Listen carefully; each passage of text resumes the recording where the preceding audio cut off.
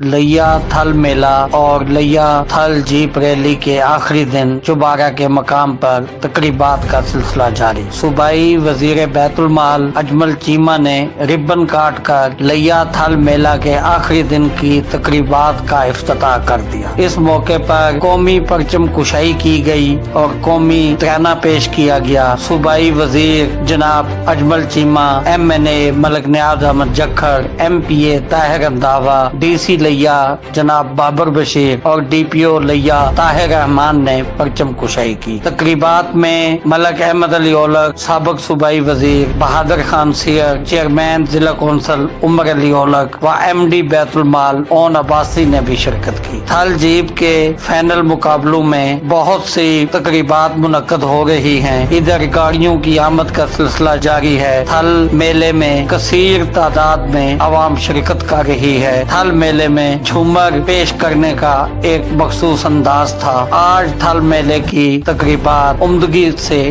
اختتام پذیر ہونے کو ہیں۔ محمد عظیم آوان لیا۔